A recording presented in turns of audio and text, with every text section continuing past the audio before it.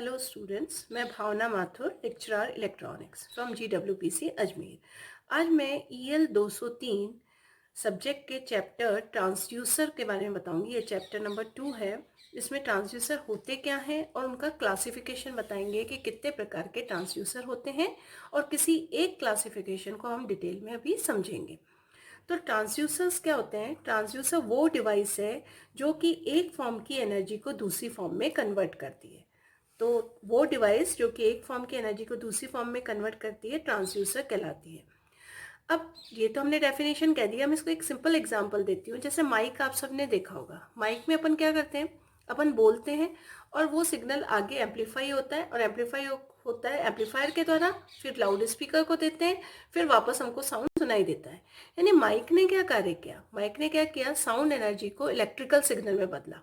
तो माइक क्या हो गया? एक प्रकार का ट्रांसड्यूसर हो गया जो एक फॉर्म की एनर्जी को दूसरी फॉर्म में बदल रहा है। दूसरी तरफ लाउड स्पीकर। लाउड स्पीकर क्या करता है? जो इलेक्ट्रिकल सिग्नल को लेता है और उसको किस में बदलता है? साउंड सिग्नल में। तो वो भी एक प्रकार का ट्रांसड्यूसर हो गया। तो जनरल मीनिंग ट्रांसड्यूसर का क्या हुआ? वो डिवाइस जो एक फॉर्म की एनर्जी को दूसरी फॉर्म में कन्वर्ट करती है। अब ट्रांसड्यूसर बहुत प्रकार के हो सकते हैं, तो हम ट्रांसड्यूसर के टाइप्स पढ़ेंगे कि कितने प्रकार के ट्रांसड्यूसर होते हैं। तो मैंने एक क्लासिफिकेशन के लिए चार्ट बनाया है इसका, कि टाइप्स ऑफ ट्रांसड्यूसर। पहला हम कर सकते हैं classification primary and secondary transducer. अब प्राइमरी एंड सेकेंडरी क्या होते हैं ये एक एक करके हम डिटेल में देखेंगे। दूसरा होता है active and passive transducer. Second जो हमारा क्लासिफिकेशन है वो है हमारा active and passive transducer. Third है हमारा analog and digital transducer. Fourth classification हम कर सकते हैं ट्रांसड्यूसर एंड इनवर्स ट्रांसड्यूसर। अब ये वही वर्ड हो गया जो हमारा ट्रांसड्यूसर है, लेकिन यहाँ मतलब होगा हमारा इलेक्ट्रिकल ट्रांसड्यूसर से, जिसके बारे में हम देखेंगे। चौथा हमारा क्लासिफिकेशन, चार तो गए, पहला प्राइमरी एंड सेकेंडरी, सेकेंड हुआ एक्टिव एंड पैसिव, थर्ड हुआ analog and digital transducer, fourth हुआ ट्रांसड्यूसर एंड इनवर्स ट्रांसड्यूसर, और फिफ्थ क्लासिफिकेशन है on the basis of principle use. मतलब प्रिंसिपल यूज से क्या मतलब है? कैपेसिटिव, इंडक्टिव या रजिस्टिव। मतलब अगर किसी ट्रांसड्यूसर में रेजिस्टेंस चेंज हो रहा है, किसी में इंडक्टेंस चेंज हो रही है, किसी में कैपेसिटेंस चेंज हो रही है, तो जो हमारा प्रिंसिपल हम यूज कर रहे हैं, कैपेसिटिव पे ले रहे हैं, इंडक्टिव पे ले रहे हैं या रजिस्टिव पे ले रहे हैं, उस आधार पे भी हम इनको क्लासीफाई कर सकते हैं। तो हम एक एक के बारे में पढ़ेंगे कि क्या होते हैं। तो सबसे पहले आज हम स्टार्ट करते हैं पहला part, primary and secondary transducer, ये क्या होते हैं। तो अगर हम बात करें प्राइमरी एंड सेकेंडरी ट्रांसड्यूसर की, तो पहला है प्राइमरी ट्रांसड्यूसर। वह मैकेनिकल डिवाइस जो किसी भी फिजिकल क्वांटिटी को मैकेनिकल सिग्नल में परिवर्तित करती है, प्राइमरी ट्रांसड्यूसर कहलाती है। मतलब प्राइमरी ट्रांसड्यूसर क्या कर रहे हैं? कोई भी फिजिकल क्वांटिटी हो उसको मैकेनिकल फॉर्म में कर रहे हैं, इलेक्ट्रिकल में नहीं कर रहे। फिजिकल क्वांटिटी को मैकेनिकल फॉर्म में कन्वर्ट कर रहे हैं, तो वो कहलाते हैं primary transducer. Normally primary transducer किसी भी फिजिकल क्वांटिटी को नापने के लिए फर्स्ट स्टेज पे लगाते हैं, और उसके बाद हम सेकेंडरी ट्रांसड्यूसर काम में लेते हैं। तो सेकेंडरी ट्रांसड्यूसर की अगर परिभाषा देखें तो हम देखेंगे कि वह इलेक्ट्रिकल डिवाइस जो कि मैकेनिकल सिग्नल को इलेक्ट्रिकल सिग्नल में परिवर्तित करती है, उसे सेकेंडरी ट्रांसड्यूसर कहते हैं। यानी ये क्या करेगी? जो मैकेनिकल सिग्नल आएगा उसको इलेक्ट्रिकल सिग्नल में बदलेगा। यानी सेकेंडरी ट्रांसड्यूसर का आउटपुट हमेशा कैसा होता है? इलेक्ट्रिकल होता है। अब हम आगे देखेंगे कि इलेक्ट्रिकल सिग्नल ही क्यों लेते हैं, उसके क्या एडवांटेज हैं। लेकिन सेकेंडरी ट्रांसड्यूसर हमेशा सेकेंड स्टेज पे लगाई जाती है और इसका आउटपुट हमेशा इलेक्ट्रिकल मिलता है। तो हमारे एक बात समझ में आ रही है कि हमने देखा कि किसी भी ट्रांसड्यूसर के अंदर हम देखें तो पहले तो अगर हमने सबसे पहले हमने क्या लिया कि कोई भी फिजिकल क्वांटिटी ली, हमारे पास कोई भी फिजिकल क्वांटिटी है, उस फिजिकल क्वांटिटी को हमने अगर मैकेनिकल सिग्नल में बदला, फिजिकल क्वांटिटी को हमने बदला मैकेनिकल सिग्नल में। अब इसको बदलने के लिए, फिजिकल क्वांटिटी को मैकेनिकल सिग्नल में बदलने के लिए जो ट्रांसड्यूसर काम में लिया उसको हमने नाम दिया प्राइमरी ट्रांसड्यूसर। ये मैं शॉर्ट में लिख दिया प्राइमरी ट्रांसड्यूसर, ये हो गया। और सेकेंडरी ट्रांसड्यूसर क्या करेंगे? जो हमारा मैकेनिकल सिग्नल प्राइमरी से आ रहा है उसको किस में बदलेंगे? इलेक्ट्रिकल में। तो सेकेंडरी ट्रांसड्यूसर हमेशा सेकेंड स्टेज पे लगाएंगे, और उसका काम क्या है? प्राइमरी से जो हमारा आउटपुट आ रहा है उसको इलेक्ट्रिकल सिग्नल में बदलना। यानी ये क्या कर देंगे? मैकेनिकल सिग्नल को इलेक्ट्रिकल सिग्नल में चेंज करेंगे।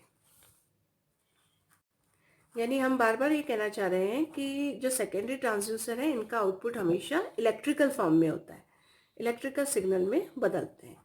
अब मैं आपको एक एग्जांपल से एक्सप्लेन करूंगी कि उस एग्जांपल में प्राइमरी ट्रांसड्यूसर कौन सा है और सेकेंडरी ट्रांसड्यूसर कौन सा है। प्राइमरी एंड सेकेंडरी ट्रांसड्यूसर को अच्छी तरह समझने के लिए हम एक एग्जांपल कंसिडर करते हैं। ये जो डायग्राम बनाया है ये है measurement of pressure with burden tube and LVDT. यानी हमें क्या नापना है, प्रेशर को नापना है। किसकी हेल्प से? बर्डन ट्यूब और एलवीडीटी की हेल्प से। तो ये तो हमारे को दिख रही है बर्डन ट्यूब, एक प्रकार का ट्रांसड्यूसर है, और ये जो है ये एलवीडीटी है, ये दूसरे प्रकार का ट्रांसड्यूसर है।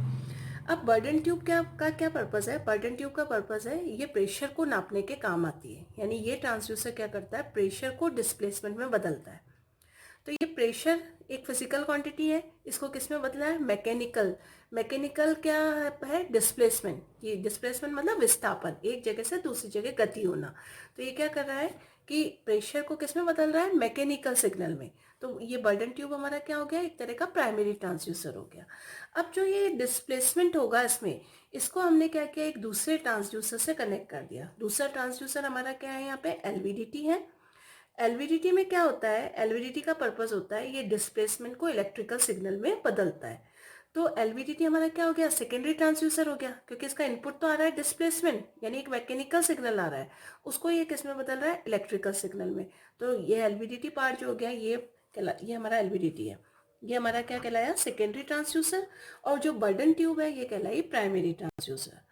तो हम इसके बारे में एक बार मैं वापस से रिपीट करती हूँ। बर्डन ट्यूब प्रेशर को नापने के काम आता है। बर्डन ट्यूब के बंद सिरे को एलवीडीटी की कोर से जोड़ा जाता है। ये है एलवीडीटी की कोर। एलवीडीटी क्या होता है इसकी डिटेल स्टडी हम करेंगे। अभी हम सिर्फ क्या समझ रहे हैं? क्लासिफिकेशन, और उसको एक एग्जाम्पल से समझ रहे हैं। तो एलवीडीटी एक प्रकार का ट्रांसड्यूसर है जिसमें हम देख रहे हैं कि इसकी ये कोर है, ये प्राइमरी वाइंडिंग है जो मैंने ब्लू कलर से दिखाई है, और जो रेड से दिखाई है वो 2 सेकेंडरी वाइंडिंग है। मीन्स इसमें एक प्राइमरी और 2 सेकेंडरी वाइंडिंग होती है। प्राइमरी वाइंडिंग पे हम एसी सप्लाई देते हैं, और सेकेंडरी पे हमारे आउटपुट वोल्टेज उत्पन्न होते हैं जो इलेक्ट्रिकल फॉर्म में है। अब ये आउटपुट किस अकॉर्डिंग होंगे? जिस अकॉर्डिंग इस कोर का डिस्प्लेसमेंट होगा। यानी आउटपुट वोल्टेज डिस्प्लेसमेंट के अनुक्रमानुपाती होते हैं। यानी अपन कह सकते हैं कि जो हमारी बर्डन ट्यूब है वो एक प्रकार की प्राइमरी ट्रांसड्यूसर है। तो बर्डन ट्यूब क्या कर रही है? बर्डन ट्यूब हमारी कर रही है प्रेशर को किस में बदल रही है? डिस्प्लेसमेंट में। PRESSURE, प्रेशर को ये किस में बदल रही है? डिस्प्लेसमेंट में।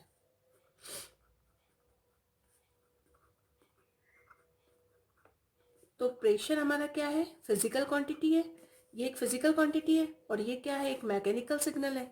तो इसने क्या किया? बर्डन ट्यूब ने प्रेशर को डिस्प्लेसमेंट में बदला। तो ये क्या हो गई हमारी ये क्या हो गया? हमारा प्राइमरी ट्रांसड्यूसर हो गया। अब क्या हुआ? बर्डन ट्यूब इस तरह की बनी हुई है। तो जैसे ही इस तरह की बर्डन ट्यूब है, जैसे ही यहाँ से प्रेशर पड़ेगा तो इसका ये जो फ्लैट हिस्सा है, ये वाला जो बंद हिस्सा है, ये ऊपर नीचे गति करना पड़ेगा। ये यू शेप है, फ्लेक्सिबल होती है, तो ये ऊपर नीचे मूव करने लगती है अकॉर्डिंग टू द प्रेशर। तो ये मूव करेगी, तो ये अपने से जुड़ी हुई एक पुली की मदद से इसे एलवीडीटी की कोर से जोड़ देते हैं। कोर इस मैग्नेटिक फील्ड में ऊपर नीचे मूव करेगी, तो कोर का डिस्प्लेसमेंट होगा। तो एलवीडीटी का क्या गुण होता है कि डिस्प्लेसमेंट को इलेक्ट्रिकल सिग्नल में बदलता है। उसके कारण सेकेंडरी में क्या होता है? वोल्टेज उत्पन्न होते हैं। ये रेड कलर वाली 2 सेकेंडरी वाइंडिंग है। तो हमने देखा कि एलवीडीटी का क्या कार्य हो गया? यहाँ पे एलवीडीटी क्या कर रहा है? यहाँ पे जो डिस्प्लेसमेंट मिल रहा है, कहाँ से मिल रहा है? प्राइमरी ट्रांसड्यूसर से, बर्डन ट्यूब से। डिस्प्लेसमेंट कैसे? हमारी कोर गति करने लग गई। तो कोर अगर किसी चुंबकीय क्षेत्र में गति कर रही है तो सेकेंडरी वाइंडिंग में क्या हो रहा है? ईएमएफ उत्पन्न हो रहा है। तो एलवीडीटी का कार्य क्या हो गया? डिस्प्लेसमेंट को इलेक्ट्रिकल सिग्नल में इसने बदला। तो एलवीडीटी हमारा क्या हो गया? सेकेंडरी ट्रांसड्यूसर हो गया, क्योंकि सेकेंडरी का हमेशा आउटपुट कैसा होता है? इलेक्ट्रिकल होता है। तो इस एग्जाम्पल की मदद से हम ये समझ सकते हैं कि प्राइमरी ट्रांसड्यूसर क्या होते हैं और सेकेंडरी ट्रांसड्यूसर क्या होते हैं। और मैंने एक चीज़ ये भी बताई थी कि हमेशा प्राइमरी क्या होता है? फर्स्ट स्टेज पे लगा होता है। तो फर्स्ट स्टेज पे हमारा क्या लगा हुआ है? बर्डन ट्यूब, जिसपे हमने क्या दिया? कोई भी physical quantity the. Pressure is a physical quantity, उसको इसने डिस्प्लेसमेंट में बदल दिया जो कि एक मैकेनिकल क्वांटिटी हो गई। और सेकेंडरी ट्रांसड्यूसर हमेशा सेकेंड स्टेज पे होते हैं। प्राइमरी का जो आउटपुट होता है वो सेकेंडरी ट्रांसड्यूसर के लिए इनपुट की तरह काम करता है, और इसका आउटपुट हमेशा कैसा मिलेगा, इलेक्ट्रिकल। तो ये तो एक एग्जाम्पल था प्राइमरी एंड सेकेंडरी ट्रांसड्यूसर का। इसके अलावा एक दूसरा और एग्जाम्पल है लोड सेल और स्ट्रेन गेज का। सेकेंड और एग्जाम्पल है प्राइमरी एंड सेकेंडरी का, उसको मैं डिटेल में एक्सप्लेन ना करके शॉर्ट में बताती हूँ। जैसे एक एग्जाम्पल है लोड सेल, और दूसरा है इसमें काम आता है स्ट्रेन गेज। अब लोड सेल क्या करती है, लोड सेल एक प्राइमरी ट्रांसड्यूसर है जो कि फोर्स को मैकेनिकल डिस्प्लेसमेंट में परिवर्तित करती है। यानी लोड सेल का क्या कार्य है, जो फोर्स है, फोर्स एक फिजिकल क्वांटिटी है, उस फोर्स को किस में बदलना, उस फोर्स को ये बदलता है मैकेनिकल डिस्प्लेसमेंट में, यानी मैकेनिकल सिग्नल में बदलता है। अब स्ट्रेन गेज क्या करेगा कि स्ट्रेन एक प्रकार का मतलब मैकेनिकल डिस्प्लेसमेंट होता है इसमें, जो एक प्रकार का क्या होता है, स्ट्रेन होता है। मैकेनिकल डिस्प्लेसमेंट जो होता है जो एक प्रकार का क्या है, स्ट्रेन है। स्ट्रेन से क्या मतलब है, स्ट्रेन होता है मतलब अपन किसी भी ऑब्जेक्ट पे जब फोर्स लगाते हैं तो फोर्स लगाने से क्या होती है, उसकी डायमेंशन चेंज होती है। अगर किसी चीज़ को खींचा जाता है तो उसकी लंबाई बढ़ती है और एरिया कम होता है। किसी चीज़ को अपन दबाते हैं, कंप्रेस करते हैं, तो लंबाई कम होती है और क्षेत्रफल बढ़ता है। तो एक तरह का जो बल लगा रहे हैं उसका उसका शेप एंड साइज चेंज हो रहा है, ये चीज़ कहलाती है स्ट्रेन। स्ट्रेन का फॉर्मूला होता है change in dimension upon original dimension. तो क्या हो रहा है, एक प्रकार का स्ट्रेन उत्पन्न हो रहा है, किस कारण से, फोर्स को स्ट्रेन में बदल रहा है कौन, लोड सेल। अब स्ट्रेन गेज का क्या काम है, स्ट्रेन गेज क्या करता है, स्ट्रेन को कन्वर्ट करता है इलेक्ट्रिकल सिग्नल में। जितना स्ट्रेन लगाओगे उसके अकॉर्डिंग इलेक्ट्रिकल सिग्नल इसमें उत्पन्न होता है। तो हम कह सकते हैं कि अगर हम किसी में इन दोनों का कॉम्बिनेशन लेते हैं तो लोड सेल तो हमारा प्राइमरी ट्रांसड्यूसर हो गया, क्योंकि ये क्या कर रहा है, फिजिकल क्वांटिटी को मैकेनिकल सिग्नल में बदल रहा है। और स्ट्रेन गेज हमारा क्या हो गया, सेकेंडरी ट्रांसड्यूसर हो गया, क्योंकि ये मैकेनिकल सिग्नल को किस में बदल रहा है, इलेक्ट्रिकल सिग्नल में।